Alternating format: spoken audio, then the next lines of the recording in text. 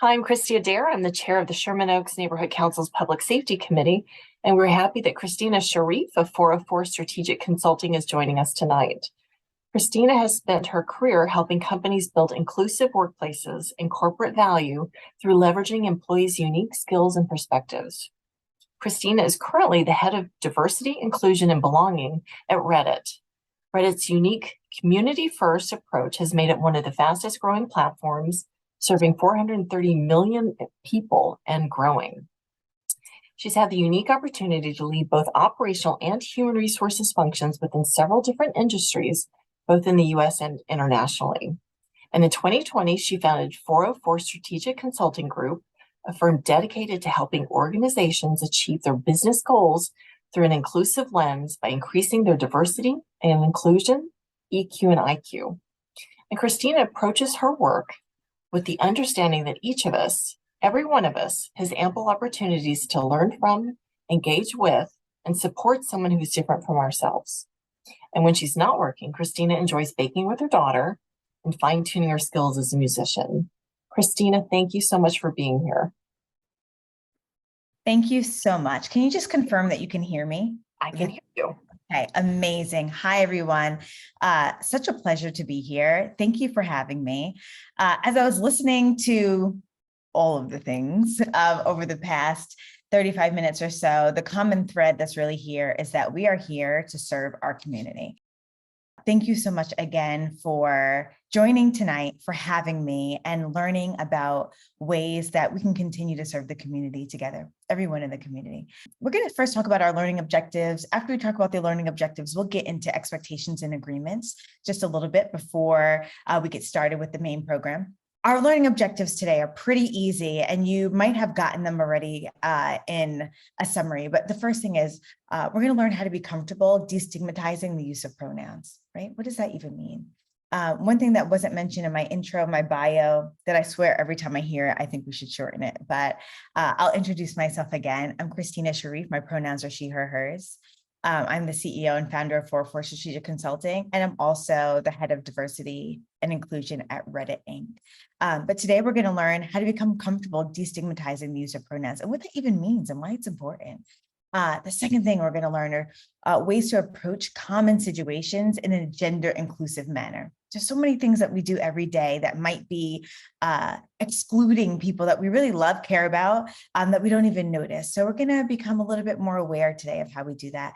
And then the third thing is to practice effective ways of recovering when we mess it up. And we are all going to mess it up. This is a journey. We're all at different places in the journey. And the journey is not linear either, right? Sometimes, we've been talking a lot about sort of race and ethnicity over the past couple of years, or gender during the Me Too movement, right? And then we feel like we know a lot about it, or we're well-versed, and then something else comes along, and sometimes we're all the way back to the beginning of the journey. So it's never a linear mission that we're on, but it is a journey nonetheless. There are a couple of things that I really wanted to lean into today for our conversation. The first thing is expect and accept non-closure. As I mentioned, this is a journey. We are not solving world racism today. We are not solving world transphobia today. That's not what this is about. What I'm hoping that we do today is walk in and then leave with some tools in our tool belt, leave with an understanding that maybe we didn't have before. And because of this, you might hear things today that either you're not totally comfortable with or you didn't know before. And so because of that, I'm asking that we all take a leap and lean into curiosity, right? Lean into learning more and lean into the understanding that there's not one finite lived experience. So while you might not have particular experience in what we might be talking about today, let's think of it in terms of like yes and, right? Yes, I might not know much about this, or yes, I know a whole lot about this. And there's still perhaps a perspective or a lived experience that I could become a little bit more comfortable with and accustomed to today. All right. Before we get started, I know we can't really interact with each other and everybody's on mute, but what I'd like for you to do is say your answers to this next question out loud, even though essentially you'll be talking to yourself, right? So I won't be able to hear you, but I want you to say it out loud. And here's the deal. I'm going to ask you the same question 3 times. This is not a trick question. So I'd like for you to say the answer loud and proud, even though we can't hear you. And Christy, you tell me if I'm like overstepping the rules. We're not really interacting, it's just, in our own living rooms or whatever. But I'd like for you to say the answer loud and proud. And again, not a trick question. So here we go. What color is the piece of paper that I'm holding up? What color is the piece of paper that I'm holding up? What color is the piece of paper that I'm holding up? What do cows drink? If you said milk, if your first answer was milk, I want you to raise your hand on Zoom. A lot of us, even though we kind of know that maybe calves drink milk, cows drink water, right? And we know that, but what just happened just now when we said that cows drink milk? Our brains move so quickly. We fill in things that we think goes together. We do a lot of this with gender and, assuming folks' genders, right? But we do this with a lot of things all the time. And it's just our brain's way of creating shortcuts. It's called automatic responses. And so a lot of times we might be really well-intentioned, but our brains are moving so quickly that we don't put space between what we're saying and what we mean. So what I'm hoping to accomplish today is that we learn how to put a little bit of space between what we think we should, what our brains are automatically sort of trained to do, and what might be the more inclusive and what we know to actually be maybe the right response, even though we're not immediately comfortable with it. And so by the end of our time together, maybe we would think twice. And even though we know that cows drink water, right, we would take the time to actually think about that before automatically saying, okay, so what does that mean? That means that when we're talking about pronouns and gender, it's not that we're that we have ill intent. Fundamentally, this is really about being misunderstood, right? This is about our brain's automatic response, wanting to maybe say one thing, even though we're well-intended to do another. And the folks that are on the other side of this equation, right? The people that want to be seen, heard, and valued in the world, and us closing the gap so that we can make sure that we're really effective in doing that. Before we move on, and because this is about being misunderstood, and I feel like being misunderstood is kind of a human experience, but you tell me, by a show of hands, I want you to raise your hand if you've ever been misunderstood.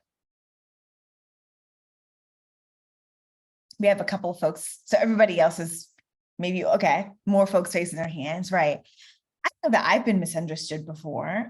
Before I get into my experience, I want you to give me the thumbs up or thumbs down sign, right? If being misunderstood felt great to you, give me a thumbs up. If it was not so great, give me a thumbs down. I'm seeing thumbs downs. I'm seeing a few thumbs down. I would agree. I mean, if your experience is anything like mine, being misunderstood at best feels like talking to a brick wall. At worst, it feels like I'm not seen. It feels like maybe somebody didn't take the time or just couldn't get it to understand my perspective. And that feeling is not so great. Okay, one more. In addition to being misunderstood, I want to talk about people making assumptions about your gender. I don't mean in a way that involves pronouns right now. What I mean is any assumptions. I'll give you an example. So I am recently engaged for the second time, my second marriage, and a little older than I was the first time. But people keep asking me, like, are you thinking about having children? First of all, I have to blow off my ovaries to have another child. I have a 13-year-old daughter right now. Know what I'm thinking about when it comes to having more children, but people automatically assume because of my gender that I want to have more children, or we've heard stories of folks asking other people, so when are you going to have babies? When are you going to do this, right? So there's a lot of assumptions that go into our gender. Maybe if you're a woman, people assume that you're doing the cooking and the cleaning at home or doing most of the child rearing. Or if you're a man, maybe other assumptions are made about your gender. So I want you to raise your hand if you've ever experienced somebody making assumptions about your gender, right, wrong, or indifferent. I see a couple hands raised. Give me a thumbs up or a thumbs down if that made you feel great, or if that was like, get out of my business. Neutral. I see neutral fingers. Okay, that's good. Okay, amazing. I know that for me, it doesn't always feel great having to like constantly have the conversation that's maybe not anyone's business. But also I will tell you that my lived experience and your lived experience is one example of how it could go. But when we're thinking about pronouns and how people want to be identified and show up in the world, having assumptions made about our genders doesn't always feel that great. So we're here today talking about pronouns. When I think about pronouns, sometimes people will tell me like it's a trend, or why is it trending right now? So the question is like, is it a trend? What does a trend really mean? And the fact of the matter is there is sort of heightened awareness right now around pronouns. So by the definition of the word, maybe it is trending, but not in a fashionable way. And the most important thing to recognize is that pronouns are not exclusive to the LGBTQ plus community, right? We all have experience with pronouns, maybe even learned pronouns early on in life, right? The third grade, the second grade. And at this point in our generation, a lot of people are starting to feel like pronouns are specific to the LGBTQ plus community, but it's not. The fact of the matter is, we first kind of have to think about like, why do we think about it in this way? And what privileges do we hold so that we think about it in this way, but other people don't? I'll tell you, I am a Black Latinx woman. I'm in an executive position, and I have been for several years, probably about a little over a decade, in male-dominated industries, right? But I'm also non-disabled, I'm cisgendered, I'm straight, I have a socioeconomic status that can afford a certain amount of opportunity and access for my child. And so I hold a certain amount of privilege. I've never had to come out to my community. I've never had to explain my pronouns or explain how I want to show up in the world. That's a big amount of privilege that I hold. And not everyone has the same amount of privilege. So as we're thinking about the importance of the conversation that we're having today, I encourage you to think silently about like, what privilege do you hold that you sort of maybe take for granted as you show up in the world? And when we're talking about the use of pronouns, really what we're talking about is not something that belongs exclusively to the LGBTQ plus community, but we're really talking about normalization and destigmatization of pronoun usage. What does that mean, right? Because those are kind of big words for this big concept. That means like, how do we normalize the use of pronouns even outside of the LGBTQ plus community so that we can destigmatize the idea that pronouns are exclusive to that community? Because what happens is when we don't destigmatize it, when we come across someone where we don't necessarily know how to address them, we're now asking them and making them feel sort of singled out, instead of normalizing the idea that we all have pronouns. So in order to get rid of the trend mentality, right, we've got to normalize this and we've got to destigmatize this. And so we're going to talk about some of the ways that we might be able to do this and why it's important. So first of all, let's talk a little bit about why it's important to do this. In 2011, there was a report that came out, and now this is like over 10 years ago. So these responses have probably changed, but 47% of the respondents in the report by the Transgender Discrimination Survey said that they experienced an adverse job outcome, like being fired or not hired or denied a promotion because of being transgender or gender nonconforming.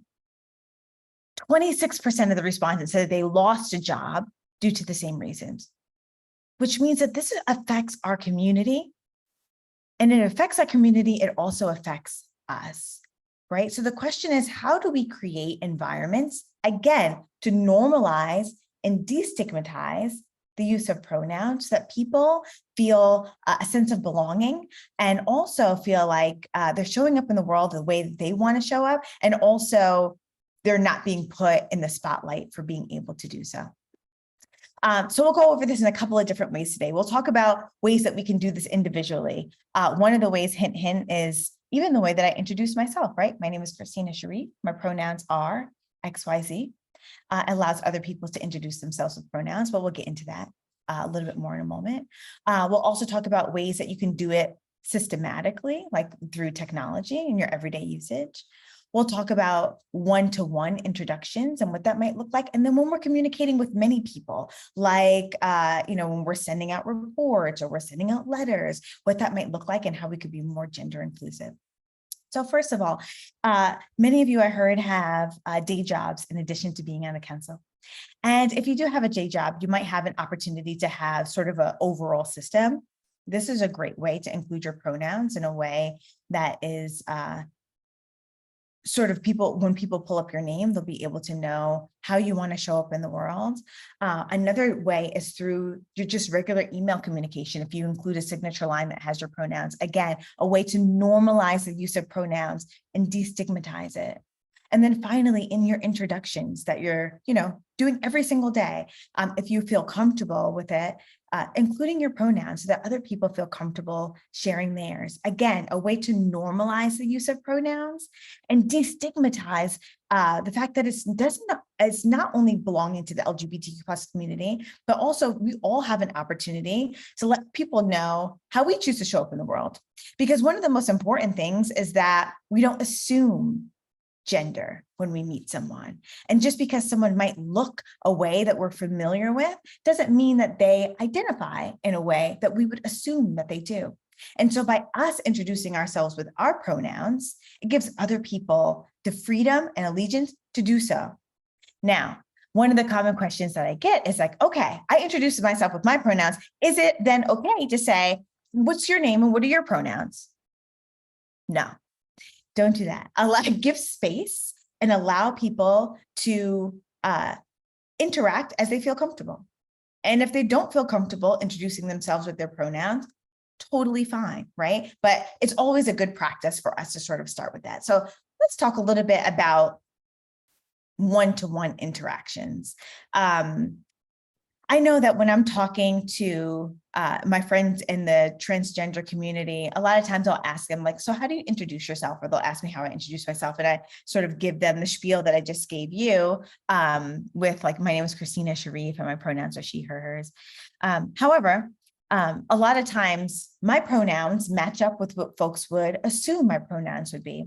My friends in the transgender community don't always have that experience. And so sometimes the response that they get from people are things like, oh, I'm going to mess that up, right? If their pronouns are they, theirs. And the fact of the matter is we're all going to mess it up occasionally.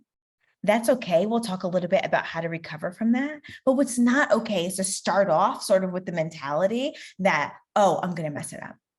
I'll recant one example that I have from one of my transgender friends whose pronouns are they, them. And they were speaking with one of their friends who had recently decided that their pronouns were going to be it.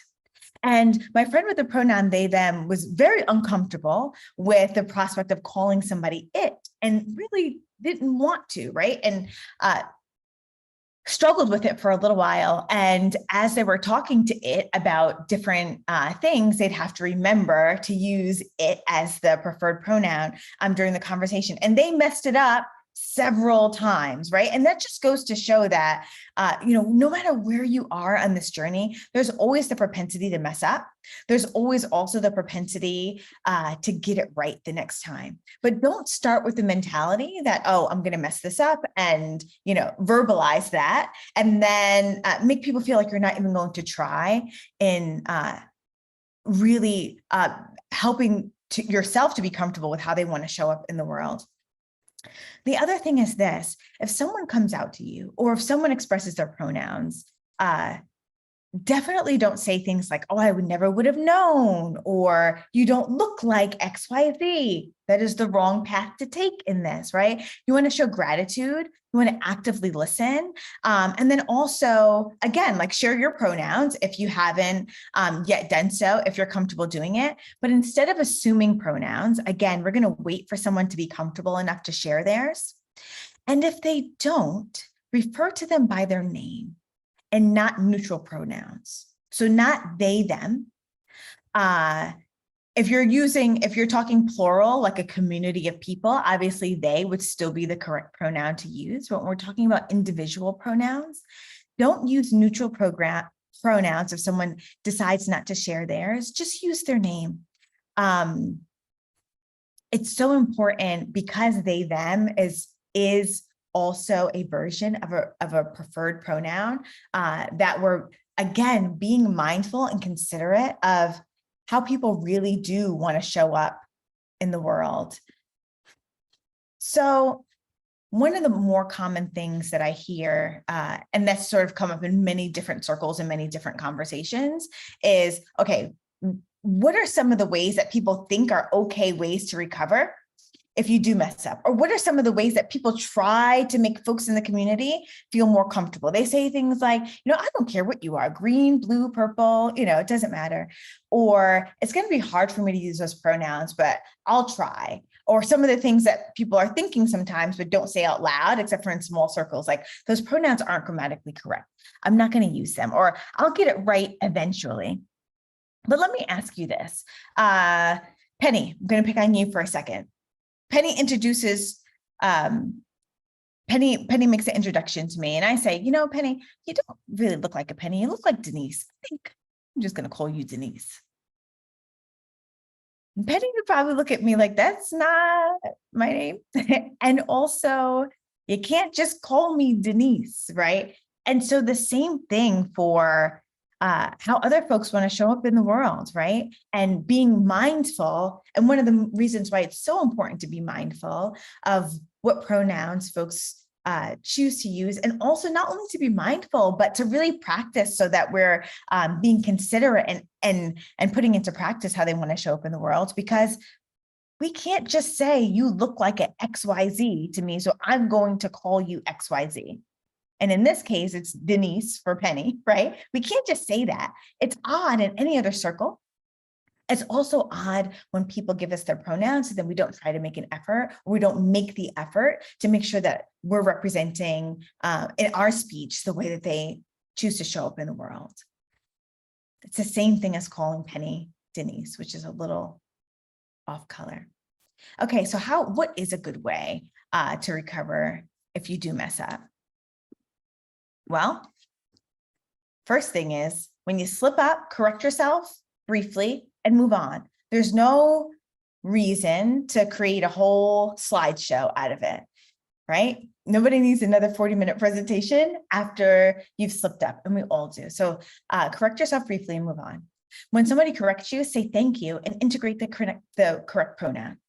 It's that easy. And then finally, for every time you get it wrong, do it right 3 times, or meet someone and practice until you get it right. Another example that I heard of someone doing is like going home and practicing on stuffed animals. I don't know how many of you have stuffed animals anymore. If you have children, they might have stuffed animals. If you have anything else in your house that you could use, I don't care if it's a vase, I don't care whatever it is. The point is to practice using speech that you've not been accustomed to using, and it'll make it less likely that you will slip up moving forward. I will tell you, the first time when I created some of the bulk of this presentation around pronoun usage, I did it in conjunction with one of my friends in the transgender community, because I never like to create education about communities that I'm not a part of without lived experience from somebody that is a part of that community. And as we were creating the presentation, I think I called them she at least 3 different times. Imagine how embarrassing it is to slip up while you're creating a presentation about pronouns with the person that you're creating it with that happens to be transgender, right? But what I did is I apologized and corrected myself and moved on. And the more that I practiced, the more accustomed I got to using the correct pronoun. So I can't emphasize how effective and how important it is to actually just practice. For this group in particular, so one of the things that I really wanted to emphasize is that there's no one bubble where what we're learning today can be applied. So while we're going to be talking about like how to communicate to many, especially like in communications where we're sending them out to the community, and what's also really important is to understand how this affects our whole life so that we're practicing all the time. And that way it gets easier when we're sending out things like communications to the community, or we want to understand, why it's so important that in our communication to everyone, why it's so important that we're using gender inclusive language. Understanding some of the foundational things that we've talked about up until this point is an important part of this journey. So even though those first things might not be applicable in your role on the council all the time, when making large decisions, it is really important when we think about serving the community at large, how we deal in our everyday life, which will no doubt roll up into how we communicate these things as part of the council. So just wanted to sort of make that point as to why we've been talking about all these other things besides like how to include these things in general conversation or in general communications. Okay, so before we get into this slide, I want to relate to you something that probably many of you have heard. You get on an airplane, you're about to take off. The captain comes over the PA system and says, "Good morning, ladies and gentlemen. We're going to have a clear flight today, 75 degrees over Los Angeles," or whatever the case might be. And so many times, if you're not part of the LGBTQ plus community, and because of the privilege that we carry, we don't think twice about the captain saying, "Good morning, ladies and gentlemen," right? But would we lose any sleep if the captain said, "Good morning, everyone"? Not really. It's the same, right? To us. But it's not the same to people that don't show up in the world as ladies and gentlemen, right? It is much more inclusive as a community to use the language everyone, and doesn't take anything off of our back. So what's important when we're communicating to many people is that we're using gender inclusive language that perhaps we're used to using, ladies and gentlemen in our communication, or we're used to saying he or she when we're communicating to large groups of people. But what's really important here is that we're making our language more gender inclusive, especially when we're talking to community members, where we want everyone to feel like they're seen, heard, and valued. And more importantly, when we're talking about community, one of the most important things is that people feel like they belong.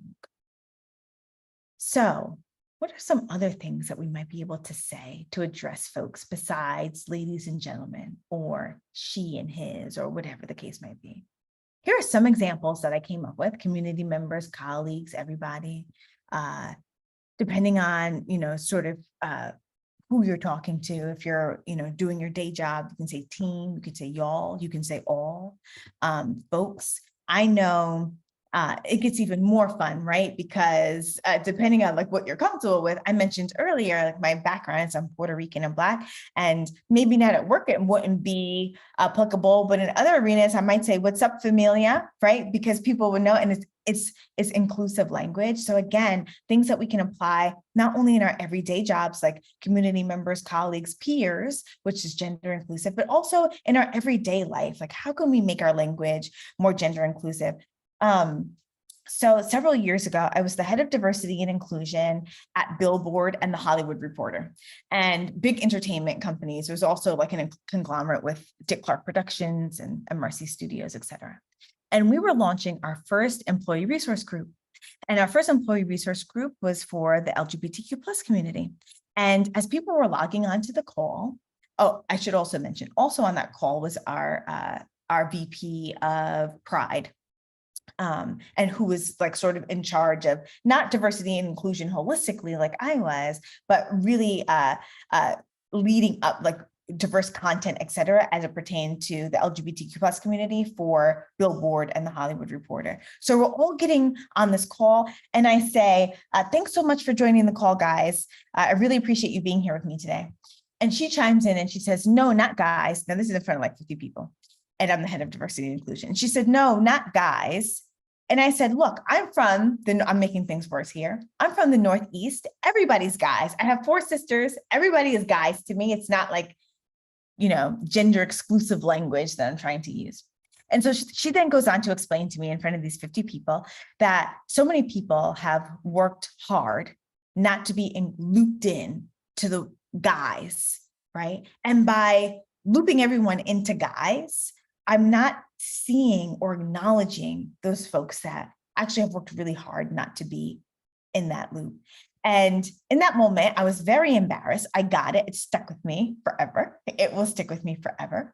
And using the word guys is one of those that, folks can be on one side of the fence or the other. It's such a common word that we use in such a sort of very often.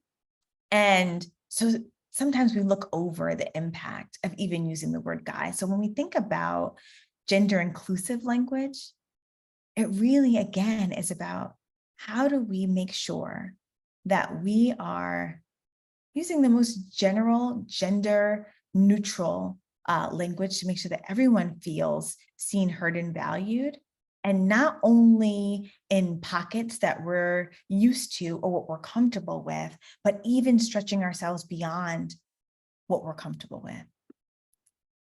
And the question is this all really necessary? Like when we think about pronouns, when we think about like how intricate this gets, is it that big of a deal? What is the real impact? Language matters. This was data from the Trevor Project and CNN from 2021. This number has gone up significantly in 2022. And a lot of it is because of legislation around the US that has been released in regards to the LGBTQ plus community, but 60% of transgender and non-conforming, I had that word mixed up on the slide. So it's, but transgender and non-conforming people and gender non-conforming people have strongly contemplated ending their lives. 117 bills, now more than that, have been introduced in the current legislative session that target the transgender community. So what we're really talking about here is life-saving work. It's not trivial. It matters what we say, but more importantly, what we say is a reflection of our ability to build community in a way where everybody feels like they belong. Everybody feels like there's a space for them within our communities, both virtual communities and our actual community like Sherman Oaks, right? And the way that we do this, or one way to do this, is using gender inclusive language. And not only in, again, our content that we're putting out to our community members, but also sort of in our everyday speech and being cognizant. So a couple of things, I want to summarize this. And then I wasn't sure if people were able to ask questions at the end or people were like, so I left a little bit of time here. I know also I rushed through it a little bit because we were running short on time from the beginning. But in summary, right, some of the things that we discussed. Start the conversation, if you're comfortable, by introducing yourself with your pronouns. This is a way to normalize and destigmatize the use of pronouns. This is really the unlock so that folks start to get away from sort of this trending mentality with pronouns and understand that the use of pronouns is not exclusive to the LGBTQ plus community. If someone chooses to then share their pronouns with you, excellent. If not, don't ask for their pronouns. Just create space so that folks feel comfortable showing up in the world the way that they want to, and knowing that they're in a safe space with you because you'll allow that to be.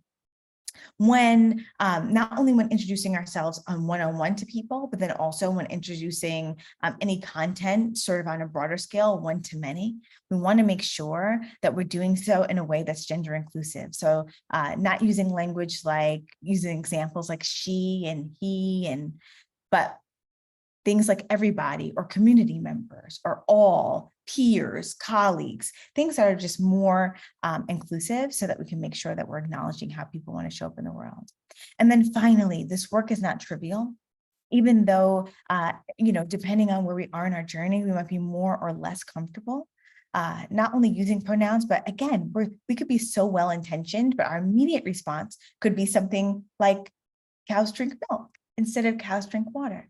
And by giving ourselves just that 30-second buffer to be more intentional about being more inclusive with our language, we can make a big difference, not only for our community, but for our individual community members, so that they feel like they have a space and they feel like they belong.